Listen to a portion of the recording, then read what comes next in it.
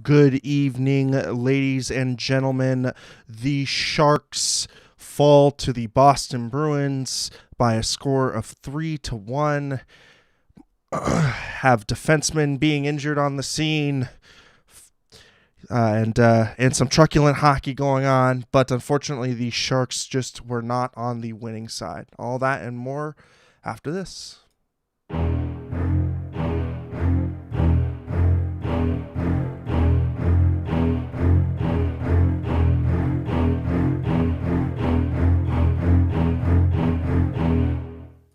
But first, if you want to be a part of the show and Teal together and interact with us, chat with us, and follow the Sharks fans on the page or the apps you see below, that would be the Twitter, Instagram, Facebook, YouTube chat, of course, SoundCloud, Reddit, and of course all the shenanigans that go down in the Discord. Find all of that and everything else at tealtownusa.com.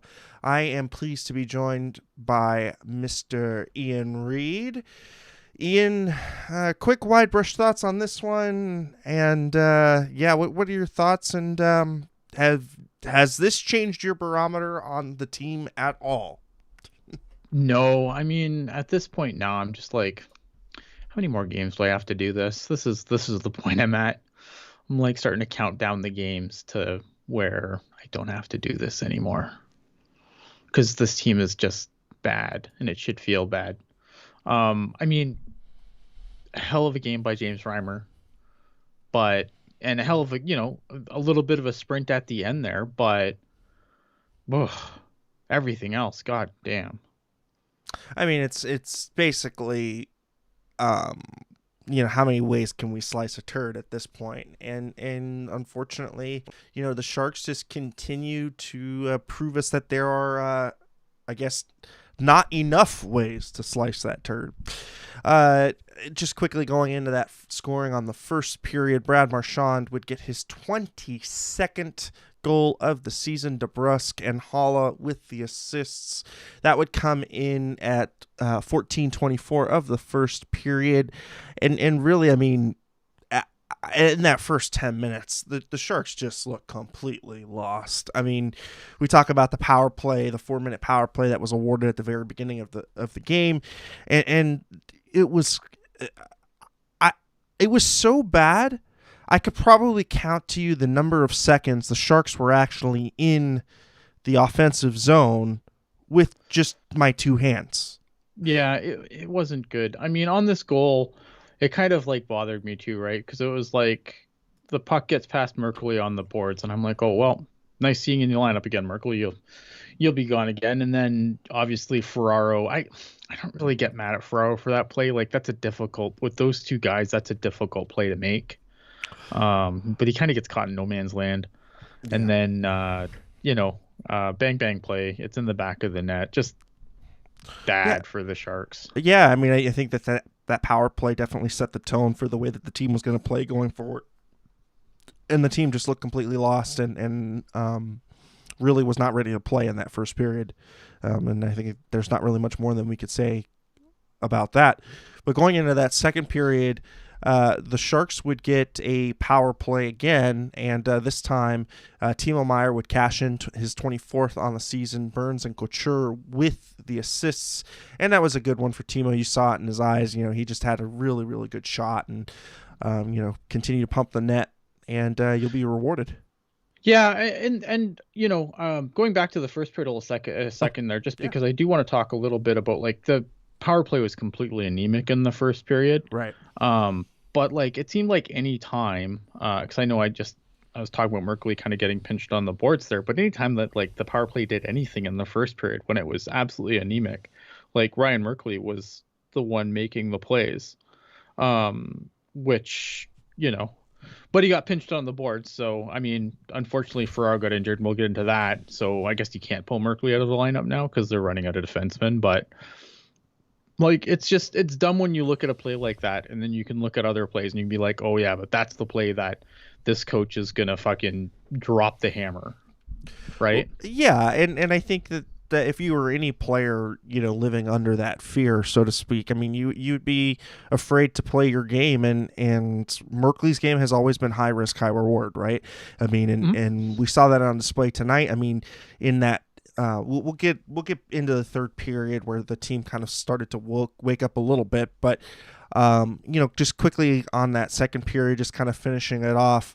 The team would tie the score fairly early. With a little bit of time left. Probably I think it had 8 minutes left in that second period, and I think that they would responding pretty well.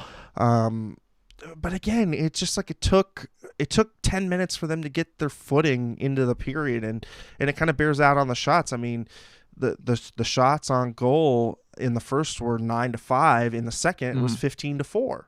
So, the one out of 4 shots they scored on, yes, but it's just not enough volume. It's just not enough volume, and I think it also will reflect upon, the zone time as well. It just looked like everything was being funneled to the Sharks' way. Yeah, the Sharks aren't a good team, and they generally don't hang with good teams. I mean, people are gonna be like, "Oh, they beat Calgary once," and they've won a couple of games against good teams, but like most of their victories have come against crap like opponents that are on their level. Yep. So, ending out that second period, we go into the third. Brad Marchand would score early in the third, 3 minutes, 18 seconds in. He would get his 23rd. Hall and Smith would assist, and I think that was a power play influence goal. I have it down as a power play, but no, came just right after the power play. And of course, I mean, Brad Marchand just parked in his normal spot, shooting his normal shot, and the Sharks getting burned on it, and whether defensive coverage or not, that's just kind of the signature Brad Marchand play. And unfortunately, the Sharks would be on the receiving end of a good game by him. I think he played his game tonight. This was vintage Brad Marchand, where he got underneath the team's skin and he contributed on the offensive score sheet. Yeah, I mean, again, like I said at the top of the show, I mean, the story of tonight's games, if you're a Sharks fan, is Mario Ferraro for all the wrong reasons, and James Reimer. Yep. Yeah, we failed to talk about the James Mario Ferraro. Reimer, we'll get there. Like, I might as well cover the game first, and we can talk about that. But like, James Reimer, like, where would this team be without James Reimer? Well, I mean, they'd probably still be losing hockey games, just a hell of a lot worse than they are. Like, James Reimer gave them a chance to hang around in this game, and when they finally found the gas pedal in the last 10 minutes of the third period, they had a chance to walk out with a win, or at least tie, and get it to overtime and get a point. Why? James Reimer. Like, this is why, because a lot of, because I always catch a lot of shit on Twitter, because like, oh, look, Jones is gone and the Sharks still fucking suck. Look what you've done. Like, yeah, but you know what? The Sharks had a chance to, like, with fucking any other goalie in net, including Slachenko, like, if James Reimer is not the guy doing what he's doing, like, the Sharks aren't in half of these games that James Reimer's kept them in. That's the difference. If you can't see that, you're an idiot. I can't help you. Yeah, and I think I think that this kind of adds to the intrigue with James Reimer is, what will come of him during trade deadline, because he's certainly playing his way out of San Jose. I wouldn't move him. I mean, unless someone blows your socks off with an offer, I wouldn't move him. I mean, if you got let's say a third or fourth round pick, I wouldn't shy away at that. Yeah, but I mean, like, so what, you're gonna send him away for a scratch ticket, and then what's your plan next year? Aiden Hill? Well, I mean, this team has seemingly looked like it's been flying without a plan for a little while. I mean, I don't know. I know, and I trying get to that. recoup assets where you can. But here's the thing, right? Like, if you are not sending everything out, like, if you're not sending, like, I understand. Okay, look, if you trade Hurdle and, like, move another big piece, like not that it's going to happen, but for argument's sake, a Brent Burns. If you move, like, players of that caliber out, multiple players, like Hurdle plus, then fine. Send Reimer out, get your scratch ticket for a 4th round pick, and hope it, and hope you scratch something off that's nice. But if you're just letting Hurdle walk and nothing else is moving, what's a fourth round pick? I guess at this point, this team has shown me that it deserves to be uh, subtracted from.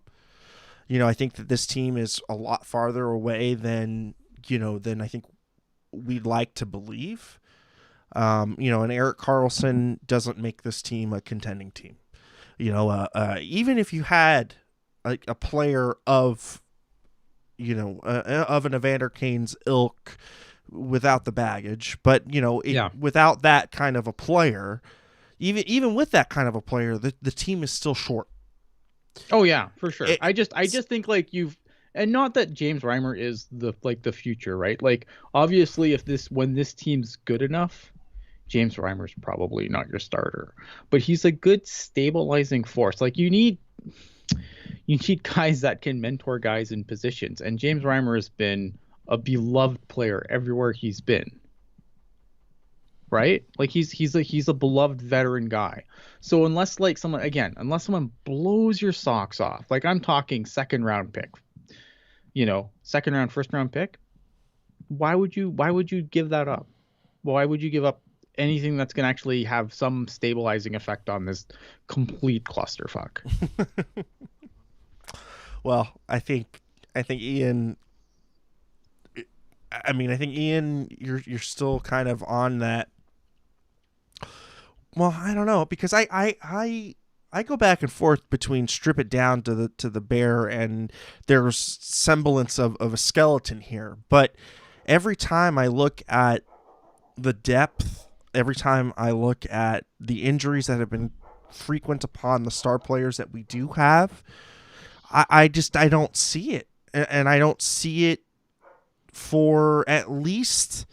I don't see it for this edition and this generation of Sharks, homegrowns that they can really do much at this point. I think we're waiting for that next wave, because this current crop, outside of Timo, outside of Hurdle, outside of those two, I mean, a lot of guys have been hurt for a long time. Yeah, and this thing with like Ferraro going down tonight, like I think that's my concern, is that the Sharks front office is going to look at this season and then just look at man games lost and be like, well, there's your problem. Yeah, I could definitely see the team doing that. Even though, like, and we don't know what happened to Mario Ferraro. It didn't look good at all. Like something's broken or something's torn. I mean, when you're looking like Gumby out there on the ice, that's a pretty bad sign. Right. But I mean, like, and this is the part that would drive me crazy, because like the Sharks were like, even the Sharks were the Sharks' position in the standings was a mirage even before Erik Karlsson got hurt. Yep. So to come away from this season and be like, oh, well, injuries, if we just stayed healthy, we'd be in the mix. Like, Jesus Christ. Like, how glass half full can you be looking at this thing? Like, I don't know how you could objectively look at this team this year and go, well, if injuries don't break the way they do, we'd be fine. Like, no. Right. And I think that just lends more credence to the fact that the team is just not close enough. It's not. And I think it deserves to be, I think it deserves at this point a fresh look, at least on the roster, at least on what they can do with these contracts, because of course we can talk about it ad nauseum. But getting back to that game, the game, of course, Patrice Bergeron would put the dagger in the heart with 1920 in the third period. The Sharks weren't even able to pull James Reimer for the extra attacker. Pasternak and Marchand would get the assists, so Brad Marchand, of course, having a 3-point night. You had Patrice Bergeron, cashing in his 14th. And I mean, look, outside of Ryan Merkley keeping a really good play in at the blue line in the last 5 minutes of the game, he looked like he was directing. Best game as a Shark. Yeah, like it was his best game as a Shark. I agree. And that outside of the one gap, even the Shark Akuta COVID days, like, yeah. I thought this was his best game in the NHL. Yeah, and it's not even close. Yeah, I think this game he really started to show what he can do. I think you're starting to see a little bit of the confidence. The very positive sign that I see out of Orion Merkley is he did have that gaff in the first period, but he didn't let it affect his game. And he would continue to get better and stronger as the game went on. Of course, Bob Bugner's hand was kind of tied. He had to play him with that injury to Mario Ferraro in the second period. This one is just one of those hits that we talk about being textbook, not supposed to be in the game. And Taylor Hall. I mean, it's funny because like I had to go back and look. 'Cause I thought like I didn't think much of it watching it live. I'm not gonna lie. I was like, oh, that's unfortunate. Like, it looked just like fortunate. But then when you watch the replay and you look like, and you look at the way he kind of threw his arm to his lower back, like there's only one place for him to go.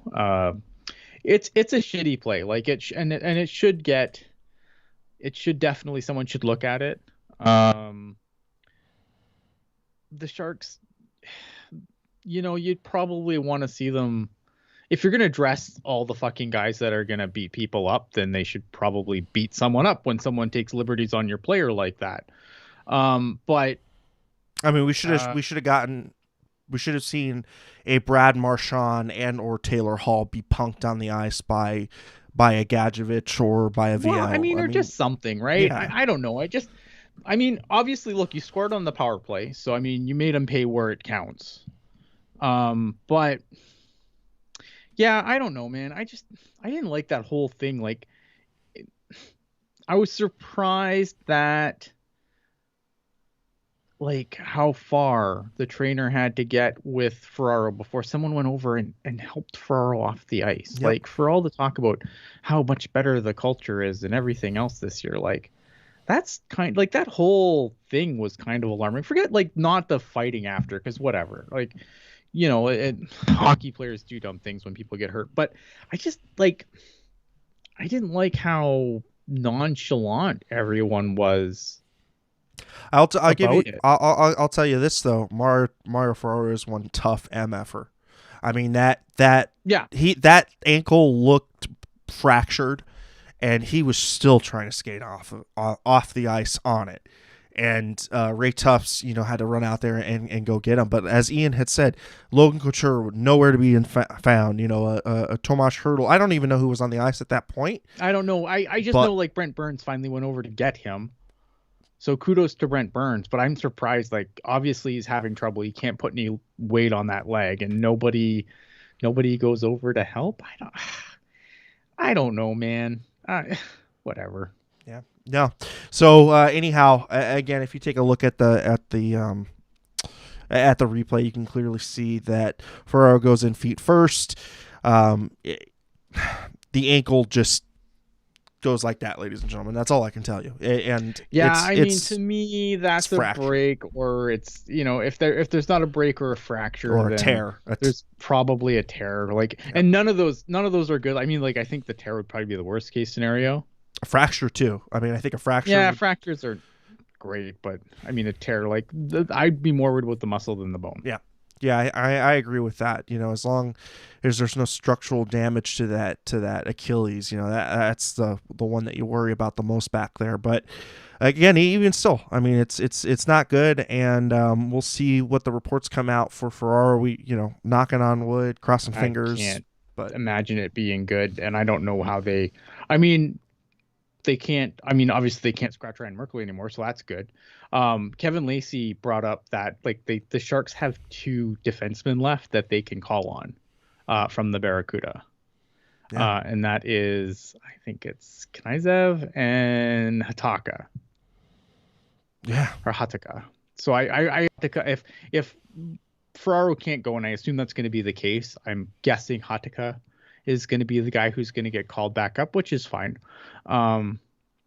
But yeah, it's a mess. It's not, I mean, this team is in dire straits, and this certainly doesn't help anything. And obviously, like, look, I like Mario Ferraro a lot. I know I somehow, like, people on the show think I don't like him just because I just it's not I that think what you don't him. you know what you don't like? You don't like Brett Hedikin's continual praising of Mario Ferraro and continuing to, put him forth even once he's, made some really. No, it's not even that. I think the thing with Mario is that a lot of Sharks fans put him in a stratosphere of defensemen that he's not in. Okay. Right? So everyone's talking like, oh man, Mario's next deal, it's gonna be like huge. It's like it shouldn't be. Like, if you think that Mario Ferraro should get a Darnell Nurse contract, like fuck man, I can't. And then people are like, oh well, you don't think he's good? You don't think he's money? Like you don't like him? Like, no, I think he's good. I just don't think he's in that tier of defensemen. Well, I mean, I think he's going to at least be knocking on something north of $5 million a year. But I don't think, again, I don't think he's. Would I give him a 7x7 deal at this point in time? No, I would not. I think that he is definitely on his way to being there, and I think you can definitely see that he's the emotional heart and soul. Yeah, he's a good player, and I think the guys love him, and I think he's a good player. He's just not an elite player.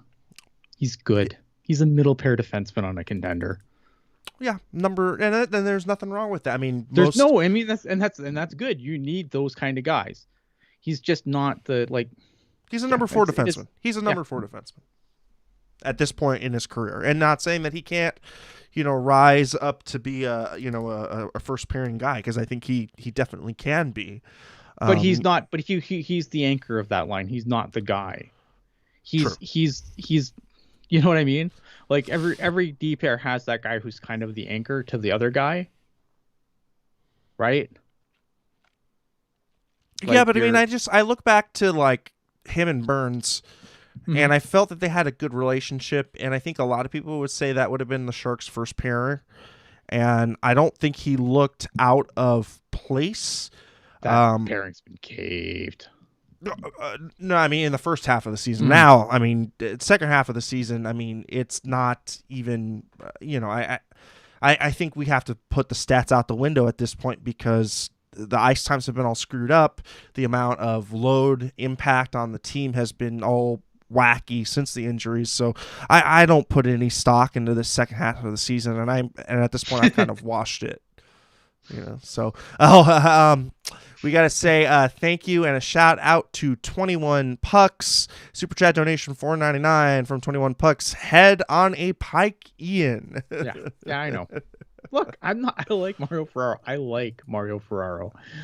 I just don't love Mario Ferraro. I like him a lot. I know what he is. And that's fine. But yes, thank you for the donation. I think he's going to be a foundational piece moving forward. I just think that he's not in the prime of his career yet. He's Brendan Dillon.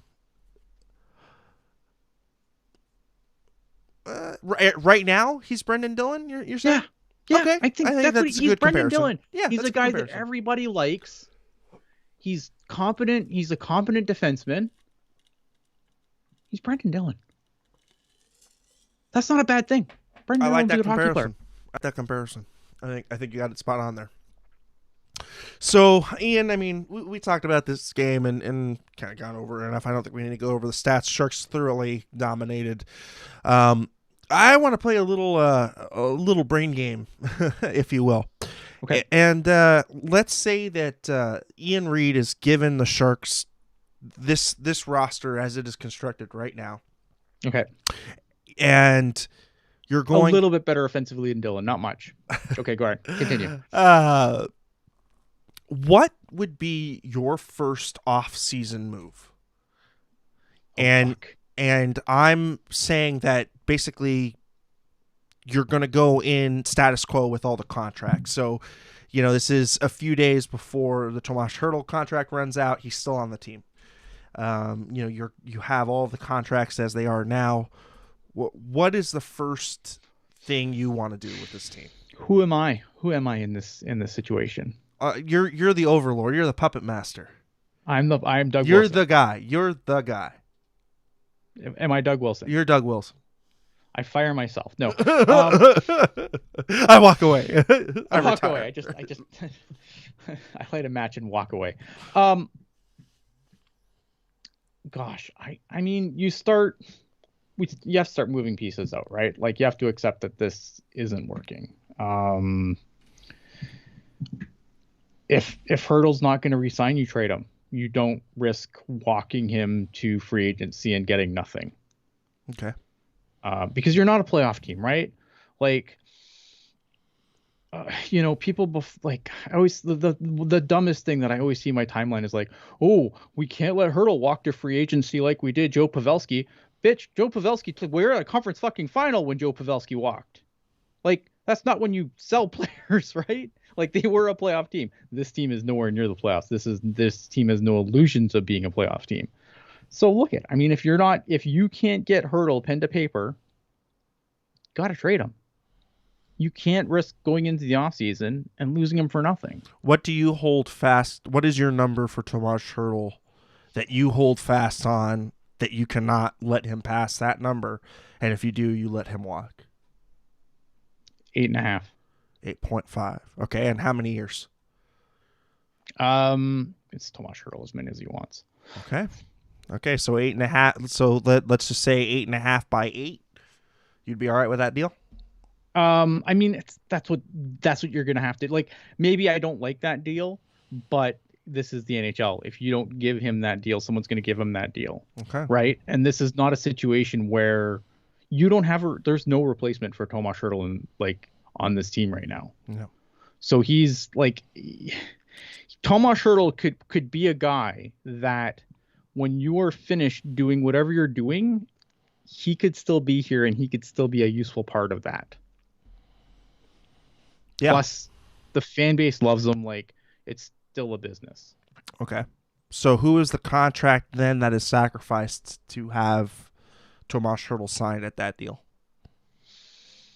Well, I think you're still like even if you keep Hurdle, I think you're probably going you're going to go for it one more year. God damn. I mean, I think I don't buy out Vlasic this year. That buyout penalty is going to be too much. Okay. So I ride that another year. I might try and find a taker for Brent Burns. So Burns is the first domino to fall for you. Yeah, because I don't think you're going to trade. It's got to be Burns or Couture. Like, those are the only two guys that are going to actually get you a return in trade. Yeah, and those are the guys that I circle too. Those are the guys that I circle back to as, as the casualties to something like that for Tomas Hurdle, because I think they're kind of the last leftovers of the Joe Thornton era. I mean, Hurdle got a little bit of Thornton, but I wouldn't say, he played the majority of his career with Thornton. I mean, when his career will be said and done, I think he will play more without Jumbo than with him. So for sure. So like, it's got to be. I'd probably look at moving like a Couture or a Brent Burns, and then because you slowly got to like. There's no quick solution. Like, the Sharks don't have there's no way they can just strip this thing to the bolts. No. There's not enough teams to take all those contracts right in one shot, right? So you got to do it's going to be slow and it's going to be painful, but it's got to be methodical. Yeah. And if I'm the overlord, I'm going to sit down with my coach and be like, "Hey, dummy, can you stop bitching about lack of scoring and then dressing as many guys who can't score as humanly possible? Can we not do that, maybe?" So we'll circle. So we circle around to utilization and that being also like, how dumb is okay? So obviously, Cogliano couldn't play tonight, right? Personal reasons. So you're going to considered questionable tomorrow. Right. And you were gonna scratch Jonathan Dahlin, and your response, like your big master fucking plan, we're not really scoring. I need more from Jonathan Dahlin. So I'm gonna play Gadjevich and Vial together. Yeah, because that makes sense. Like, that's a logical thing that a logical person would do. And don't get like and look at like I don't generally bitch a lot about the fourth line because I know like I we know the coach Bob Bugner is, right? So like I know he's gonna dress one of those guys. Fine, I will give you one of those guys. A lot of people won't. I will. I'll give you one of those guys because I know you're an idiot. Both of them? Because what are they bringing? Um, and then like how much rope does Noah Gregor get? Yeah. Right? And I'm not even like completely sour on Gregor, like obviously, but I don't understand how it's like Noah Gregor has no points, like not very many points. Like, how does he get all this rope and somehow Jonathan Dahlen, your fourth best scorer, doesn't, right? And it's like I don't understand. So if you're gonna okay, so fine. So you're gonna scratch Jonathan Dahlen. Call someone up. Give somebody who might actually be here tomorrow an opportunity. And I'm not saying any of these guys are for sure NHLers or, maybe they haven't had the seasons or maybe they haven't looked good when they've come up last year or earlier this year. But like it's called development for a reason, right? Like you can't just like, oh well, Joachim Blickfeld, we gave him a couple of games, he got suspended because he's an idiot, and we've seen all we need to see from him. Like that's not how development works. You don't get it's not fucking lose yourself. You don't get one chance and one opportunity. So what are you gonna do? Like is Eminem the coach of our fucking hockey team? And you also got to wonder about people that were here last year. Troy Leonard. You know, um, Yeah, like John. And again, I don't care. Just bring. If you're gonna lose young, yeah. right? That's my thoughts. Like, but obviously this team is still living in this fantasy world where they think they're gonna storm back into this. Are they though? I mean, after looking at tonight's game, I don't see it. I mean, I No, I just mean it's not gonna happen. I mean, no. I mean, do you think that they're that much in denial though at this point, or are they starting? What more will it have to take to show that this team is just not there anymore? What will it take? well, it's about culture though, right? He brings up the C word. Yeah, and I don't know, dude. I don't know. Like, and again, I'm not like there's so many guys that they have under contract in the Barracuda, and like Lacey in the chat saying like at this point, whatever, call them up, like see if anything changes, see if they can do anything. Like I just give them an opportunity. If it doesn't work and they suck and they show that they don't belong in the NHL, well, guess what? Joachim Blickfeld's been down there forever now. If he can't do it now, like a decision's gonna have to be made, but at least give him the opportunity to fail. John Leonard, excuse me. Yes, Nick John Leonard. Nick Merkley, Blitchfield, Hal Bigawatz. I like Nick Merkley too, but like Nick Merkley, again, like the fourth line player, right? I'm talking about guys like if you're gonna scratch Jonathan Dahlen, like I like Nick Merkley, but Nick Merkley's not gonna score a bunch of goals for you. He's a Reedy? guy who you could get rid of him, and like you take Weatherby out of the lineup. Okay, call up Nick Merkley. Gotcha. Right? Like that's the trade you make. But if you're gonna take a Dolan out, like let's see a Reedy, let's see a Blickfeld, let's see a Leonard, like whoever, give them a shot. Just yeah, and if it doesn't work, it doesn't work. But at least you gave them an opportunity. Yeah. Yeah. And so, I think the Sharks are again going to stare down the chasm a little bit going into that trade deadline, and I think at this point for me, I think all options should be on the table. Yeah, I mean, if like I said, if Hurdle wants to go, you have to go. I love Hurdle. Like Hurdle's one of my favorite players on this team, and I know like this is why I get to be a fan, right? Because I can let my heart bleed into this a little bit. Like I don't want Hurdle to go anywhere. Neither do I. Like, do I acknowledge that Hurdle would probably net you a hell of a return and that would help the rebuild? Yes. Yeah. Do I want to see that still? Not super. Like there's other guys that I would sooner see off the team than Hurdle. Yeah. Yeah, and again, it's how much are you going to hurt the team versus how much assets you're going to get back, and it's going to be a low first rounder if you're going to go to a contender. Um, it's going to be a grade probably A minus B plus type prospect from a contending team, which means the cupboard is probably going to be slightly bare. Mm-hmm. And maybe one other player that would get thrown in there. And is that enough? And I don't know. At this point, I don't know how to quantify that. And at this point, I think that this team needs to find some kind of direction and needs to look towards some kind of future where it's got either Tomas Hertl with it or an array, a large array of young pieces ready to go in the next 2 to 3 years. But again, like you had said, there's no quick fix to this. And that's the thing, right? Like, there's nothing that the Sharks are gonna do this off season or this trade deadline is gonna like magically make them a contender again next year. Yeah, but what they do this trade deadline this offseason can set them back.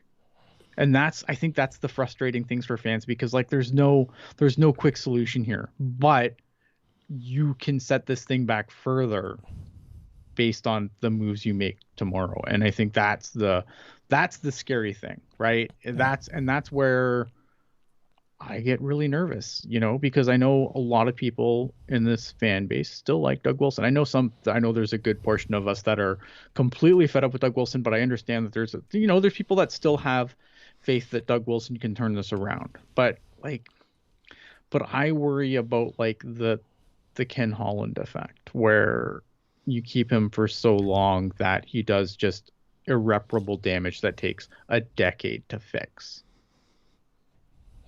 Yep. Where you're holding on and holding on and holding on to pieces that, you need to have a more accountable eye towards, or have a little bit more critical eye to those pieces that that maybe you drafted or maybe you developed a special bond with, or whatever. I mean, Yeah. I'm looking at 39 and 88, and he's shown a lot of loyalty to those guys, and I think at the detriment of the team at times. But I think again, this team needs to have some kind of direction, though, and I think at this point it's still looking very rudderless. And going into the trade deadline, I think having that kind of rudderless ship is giving me a lot of anxiety at this point. And as a fan, I think most people can see that this team is not. That this team is several steps away. Yeah, I mean, it is what it is, right? And it's just like, it's one of those things where I don't have the answers, man. Like, if I had the answers, I wouldn't be sitting here on a podcast at 1:30 in the morning. Like, I don't have all the answers. I have opinions, but like, I'm not gonna pretend like I'm like this hockey savant that, if I didn't blow up my knee, I'd be the greatest GM in the world. You're in the next Dominic Hasek, man. I was gonna be the guy, and then I blew my knee out. You know how it goes. You did in high school, right? Or no, excuse me, did it on your junior team? I was just before, I was gonna get drafted to the OHL, and then boom, knee gone. So it happened in Bantams. Yeah. Oh, well, ladies and gentlemen, I think that's going to wrap it up for this, for this game, and I think for this little period coming up, and now we'll go on to I guess we got to do the thing. Have the goddamn common courtesy to give him a reach around. Yeah, he asked me not to do it, but it's the only one that I had on hand. So here we go. Oilers beat the Panthers 4-3. The Flyers beat the Capitals 2-1. Carter Hart getting the win there. So I think Ian's bring some more relief. Rangers beat the Penguins 1-0. Tristan Jarry with the shutout. The Canadiens beat the Senators in what is only considered the Canadian crap bowl. That is 5 straight for the Habs, though. 5 straight for the Habs. Well, 5 straight, but they're only 13 and 33. Start at the bottom. Now we're here. What is with that song lyrics today? Jesus Christ. Oh my goodness. Matt Murray with the loss. Andrew the Hamburglar with the win on that one. The Lightning beat the Predators 3-2. You had Braden Point and Kucherov and Stamkos all scoring for the Lightning. The Maple Leafs beat the Red Wings in what can only be described as a flashback to 1984 with a score of 10-7. I mean, this is ridiculous. 10-7. They don't even have the goalies listed in the game. They don't even have that because 4 of them played. And none of them had I think none of them had a save percentage over 8. Oh my god. Oh, everybody get your DeLorean ready. We're going back. The Avalanche beat the Golden Knights 3-2. Burakovsky, Comfer, and McKinnon with the goals for the Avalanche. Of course, the Bruins beat the Sharks 3-1. Flames beat the Wild 7-3. And the Kings would beat the Islanders 5-2. Yeah. So, in a game of keeping up with the Joneses, the Sharks are not keeping up. And, that bottom of the Pacific Division is starting to look very, very cozy to this team. I don't know. And they're not Kraken level bad yet, but they have a chance. There is a chance. Yeah, I mean, it sucks because, like, I think for the Sharks, like, there's just, although Montreal, I mean, on a run now with Andrew Hammond, because, again, what year is it? Can he do it again, folks? the Hamburglar. I can't even believe this dude. And then I'm having deja vu. And like, so maybe they're going to take a run, but I think like the problem is there's just so many other teams that are just so much worse than, like, I mean, the Sharks have been really bad in this last stretch, but there have been teams that have been like this all season. All right, I think we got to handle that wins the internet for the evening. Pipping Hot Arby's super chat donation $10. Thank you for watching this team, so I don't have to. You're welcome. Okay, sorry, Ian. Go ahead. Yeah, nope. I mean, it's true. It's I'm here to serve. I'm happy to watch games so you don't have to.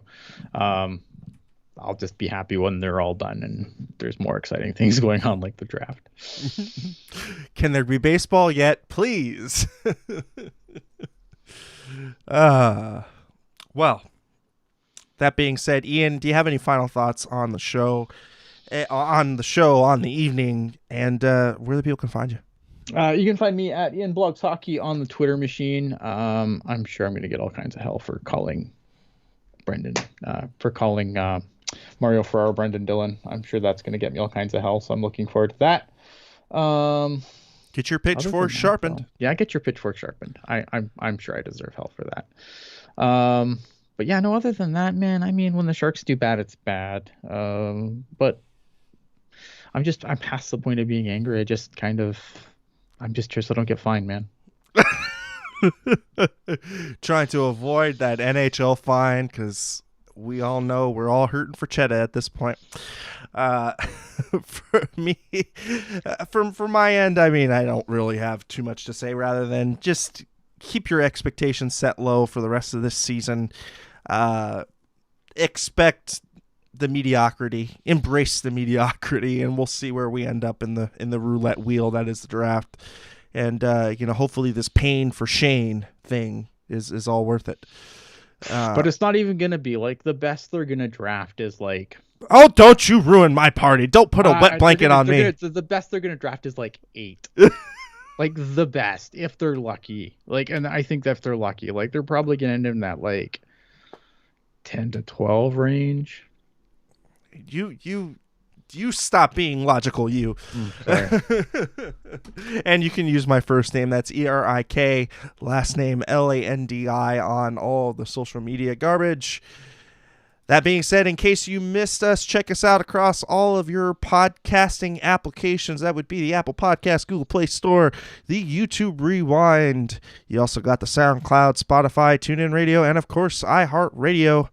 All of that and more on tealtownusa.com. Thank you, everyone, for checking us out, and we'll see you after the next cast. So keep it real, keep it teal, keep it real, teal. Thank you, everybody, and have a great one.